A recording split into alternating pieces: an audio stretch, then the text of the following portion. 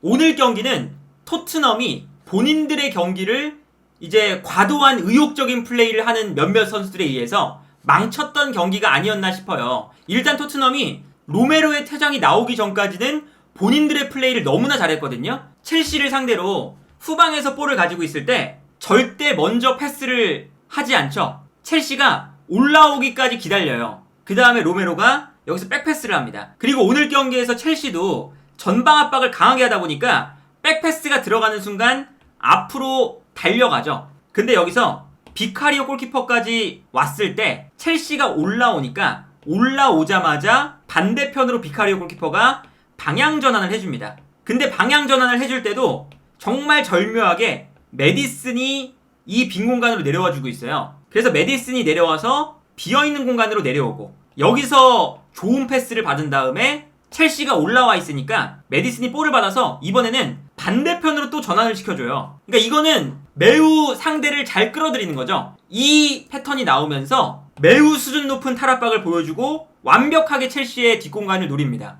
그리고 뛰어들어가는 클루세프스키에게 패스가 들어가고요. 이 패스가 들어가면서 완벽한 클루세프스키의 슈팅 찬스, 그리고 여기서 또 운도 좋게 코릴의 등에 맞고 굴절이 되면서 들어가죠. 그러니까 이런 장면을 초반에 계속 만들어내면서 토트넘이 정말 좋은 팀으로 바뀌었구나 라고 생각이 들었어요. 그런데 탈압박 플러스 전방 압박이 토트넘의 오늘 경기의 포인트잖아요. 근데 전방 압박을 할 때 과도한 의욕을 보여주기 시작했죠. 일단 첫 번째, 토트넘이 로메로의 퇴장이 나오기 전부터 안 좋은 장면들이 많이 나왔어요. 우도기에 매우 질 나쁜 양발 태클이 나왔죠. 이것도 만약에 스털링에게 만약에 접촉이 있었다면 바로 퇴장당하는 태클이었습니다. 근데 이 위협적인 태클을 왜 우도기가 여기서 했는지는 모르겠지만 너무 과도한 의욕이었고, 그리고 두 번째는 로메로가 본인이 넘어져 있을 때 쓸데없이 코리를 발로 차는, 이거는 이제 VAR을 안 봐서 넘어갔는데 이것도 괜한 행동이죠 사실. 저런 장면이 애초에 로메로의 퇴장이 나오기 전부터 조짐이 있었어요. 조짐이 이미 있었고 그게 사고가 여기서 터지는 거죠. 여기서 사실은 카이셰도가 중거리 슈팅으로 골망을 갈랐습니다. 근데 여기서 그냥 득점이 인정됐으면 모르겠는데 오늘 심판이 요 득점을 앞쪽에 있는 니콜라스 잭슨이 비카리오의 시야를 방해했다 라고 판단하면서 오프사이드를 봤어요. 근데 결국에 니콜라스 잭슨이 조금 앞서 있는 것으로 판단이 되면서 오프사이드가 선언됐습니다. 근데 오프사이드 선언이 되면서 골이 취소가 되고, 그러다 보니까 그 앞선 장면에서 반칙이 있었다, 이것 때문에 다시 시간을 되돌렸어요. 되돌려서 VAR을 보기 시작하죠. 로메로의 매우 질 나쁜 발을 보이면서 들어가는 태클이 나옵니다.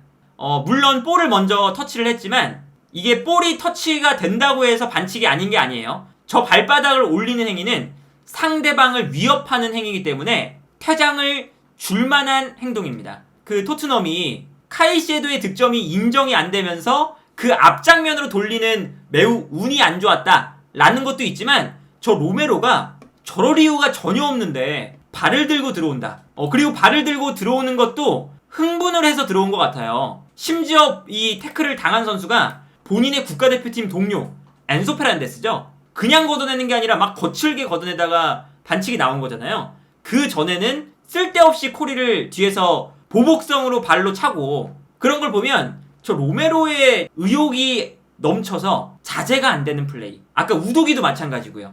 저것들이 토트넘의 좋았던 경기력을 다 망쳤다.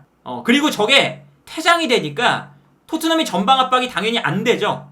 전방 압박이 안 되는데 포스테코글루 감독은 전방 압박이 안 되지만 라인을 올립니다. 본인의 축구 스타일을 그대로 유지를 하죠. 로메로가 나간 다음에 브레넌 존슨을 빼면서 다이어가 들어왔죠. 그래서 포백이 우도기, 반더벤, 다이어, 포로, 요 4명의 선수가 포백을 만들기 시작합니다. 근데 이 포백을 만들었을 때 당연히 로메로가 나갔기 때문에 뒷공간에 대한 그런 커버, 이런 것들이 당연히 안 좋아질 수밖에 없어요. 그런데 토트넘이 포스테코글루 감독 입장에서는 어쨌든 우리가 라인을 올린다 라는 선택을 했고, 라인을 매우 높게 끌어올리죠. 근데 라인을 높게 끌어올렸을 때 결국 문제는 뭐냐면 앞쪽에 선수가 한 명 부족해지는 거기 때문에 전방 압박이 안 됩니다.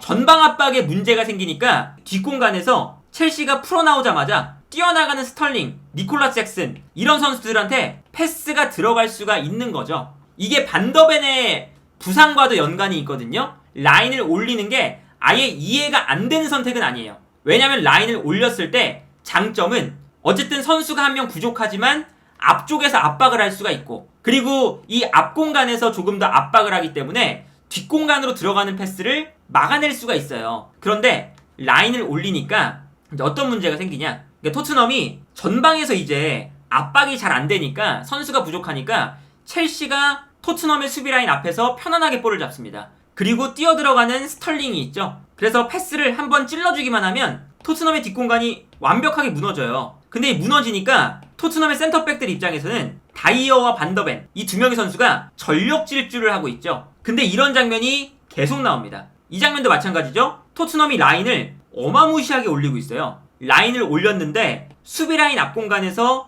압박이 안 되니까 첼시 입장에서는 편안하게 볼을 가지고 있다가 뛰어가는 선수에게 한 번의 패스를 찔러준다. 이게 되면 사실은 뒷공간 열리는 거거든요. 그러니까 또다시 반더벤과 다이어가 전력 질주를 하고 있죠. 그러니까 이게 수비수 입장에서는 전방에서 압박이 안 되는데 스프린트를 계속 해야 되는 상황이 나오니까 이게 결국에 반더벤의 부상까지 이어지는 면이 있거든요. 이 장면도 라인을 끌어올렸는데 엔소 페란데스에 대한 압박이 전방에서 안 되고, 그러다 보니까 뛰어들어가는 니콜라스 잭슨에게 엔소 페란데스가 편안하게 패스를 보내주는 장면이죠. 어쩔 수 없이 선수가 부족하니까 압박이 안 돼요. 그리고 패스가 들어가니까 당연히 어쩔 수 없이 반더벤이 또다시 스프린트를 합니다. 그리고 다이어가 스피드가 느리다 보니까 애초에 반더벤이 스프린트를 더 열심히 할 수밖에 없어요. 그러다가 햄스트링 부상이 오게 됩니다.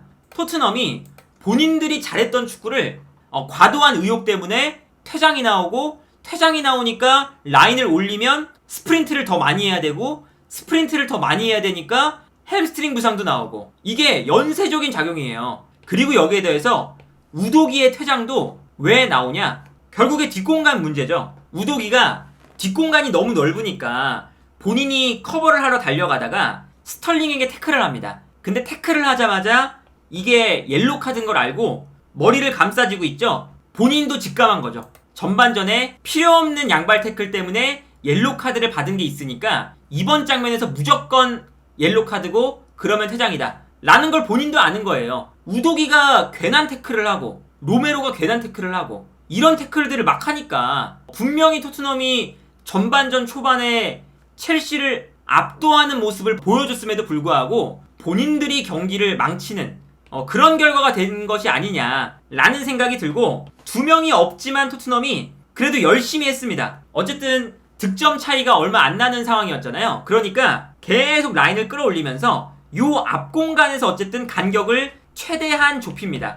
요 공간에서 간격을 좁히니까 어쨌든 숫자 싸움에서 이길 수가 있는 장면들이 나오죠. 그리고 여기서 첼시가 패스를 주고받을 때 빼앗을 수가 있습니다. 그리고 빼앗으면 당연히 역습을 할 때 유리하고요. 뛰어들어가는 손흥민한테 한 번의 패스를 찔러줄 수가 있게 되죠. 그리고 여기서 손흥민 선수가 아주 좋은 돌파를 보여주면서 매우 위협적인 슈팅 찬스까지는 가져가는 장면이 나와요. 포스테코글루 감독이 한 명이 없더라도, 두 명이 없더라도 라인을 약간 올려서 앞쪽에서 볼을 끊어내고, 끊어냈을 때 역습을 한다 라는 게 포스테코글루 감독의 어쨌든 승부수였어요. 근데 승부수였는데 이게 결국에는 역부족인 감이 있으니까 손흥민 선수가 없음에도 불구하고 전방 압박을 오늘 굉장히 열심히 해요. 굉장히 열심히 하면서 계속 볼을 따라가죠. 그 다음에 벤탄크루도 손흥민 선수의 압박에 맞춰서 같이 잘 올라왔습니다. 그런데 선수가 없다 보니까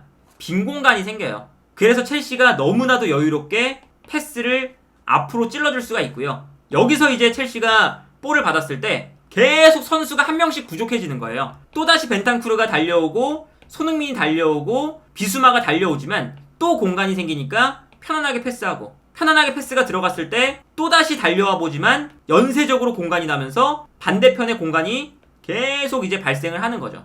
이게 어쩔 수 없는 장면이 나오니까 전방 압박이 안 되기 시작하고요. 그리고 여기서 전방 압박이 안 되니까 결국에는 이게 한 골이 나옵니다. 결국에 우도기까지 퇴장을 당하면서 호이비에르와 다이어 요 수비 라인이 됐잖아요. 라인 컨트롤이 안 됩니다. 그러니까 이 장면에서 보시면요, 오히려 왼쪽에 있는 에메르송 로얄이 가장 뒤에 있어요. 이거는 중앙 수비수 쪽에서 말도 안 해준 거고, 말을 안 해주니까 라인 컨트롤이 안 된 거죠. 그래서 뛰어 들어가는 스털링에게 그대로 뒷공간을 허용합니다. 그리고 이 뒷공간을 허용했을 때는 너무나 쉽게 그냥 득점이 나오는 거죠. 비카리오도 이거는 이제 어쩔 수 없는 거죠. 계속 이런 장면 나와요. 이 장면도 보시면요, 호이비에르가 분명히 센터백으로 뛰었는데 이게 센터백이 아니다 보니까 너무 올라가 있는 장면이 나와요. 근데 다이어가 제대로 된 지시가 들어가지 않고, 그리고 다이어가 여기서 기다리고 있는데 갤러거가 침투를 해 들어가고 있어요. 근데 만약에 다이어가 이 스피드를 따라가 줬다면 그러면 이제 됐을 건데, 다이어가 이 스피드를 못 따라가죠, 애초에. 그래서 이 장면에서도 너무나도 편안하게 갤러거가 침투할 때 패스가 들어가고요. 그리고 패스가 들어갔을 때 다이어의 스피드를 보세요. 이제 반더벤과 로메로가 없을 때 토트넘이 수비 라인을 올리지 못하는 이유거든요. 라인을 올렸는데 다이어 스피드가 느려요. 그리고 오늘도 봤지만 다이어와 뭐 호이베르 혹은 뭐 다이어와 에메르송 로얄, 이 수비 라인이 형성되었을 때 라인 컨트롤도 안 됩니다. 물론 이게 이 장면에서 다이어가 따라와서 끊어주는 거는 당연히 어렵죠. 어려운데 따라오는 거조차 잘 못하고 있죠. 그러니까 너무나 편안하게 크로스, 또 득점이 나옵니다. 마지막 골 장면 보시면요, 팔머가 뛰어들어가는 니콜라스 잭슨에게 그냥 한 번의 패스를 줍니다. 근데 여기서 스피드 경쟁 자체가 안 되죠. 에메르송 로얄과 다이어 두 선수가 뒤늦게 따라가는데 니콜라스 잭슨이 골대 앞까지 갈 때 에메르송 로얄 이미 포기했고 다이어는 뛰어가 보지만 스피드가 안 돼요. 이거는 비카리오한테 너무한 장면이잖아요. 반더벤이나 로메로를 보면서 이 두 선수가 잘한다 라고 했던 것 중에 하나가 끝까지 포기를 안 하고 저렇게 1대1 찬스가 됐을 때도 끝까지 가서 끊어내는 그런 게 있거든요. 근데 어떻게든 방해를 못하는 장면이 다이어와 에메르송 로얄 혹은 호이베르, 이러한 수비 라인이 형성됐을 때 어쩔 수 없이 나오는 그러한 장면이 나오는 거고요. 이제 그러다 보니까 토트넘이 4대1 이렇게 무너진 거는 본인들의 이 의욕적인 플레이를 자제를 못하는 선수들이 몇 명 있었기 때문에 아주 악재들을 스스로 만들어냈다, 이렇게 볼 수가 있겠고, 그런데 그럼에도 불구하고 이 손흥민 선수가 오늘 경기 칭찬할 수 있는 부분은 이게 4대1이 됐을 때 장면인데 손흥민 선수가 계속 압박을 하죠. 분명히 이게 압박이 안 될 거라는 걸 아는데도 압박을 합니다. 그리고 산체스가 비어있는 공간으로 여유롭게 패스를 하죠. 근데 여유롭게 패스를 했을 때도 손흥민 선수가 또다시 뛰어들어가요. 그래서 결국에는 쿠쿠렐라한테 가는 볼을 끊어내려고 하죠. 당연히 이제 그 포스테코글루 감독이 오늘 라인을 올린 것도 내가 한 명이 없더라도 두 명이 없더라도 우리의 축구를 계속한다 라는 측면도 있는 거거든요. 그런 측면에 매우 적합한 장면이고, 플러스 이제 의욕적인 플레이를 끝까지 잃으면 안 된다는 거죠.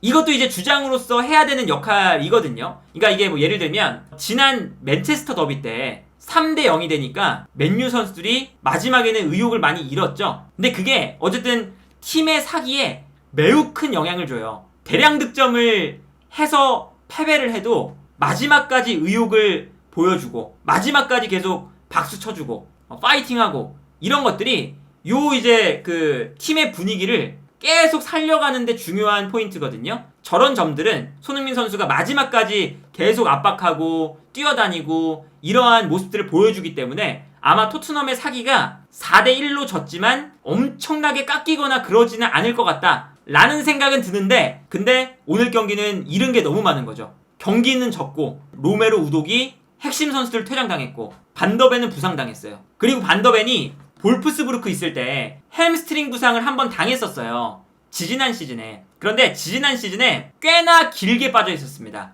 2월 7일에 부상을 당해서 4월 24일에 복귀를 했거든요. 만약에 이번에도 약간 햄스트링 부상이 길어진다면 이 토트넘 입장에서는 좋지 않은 거고요.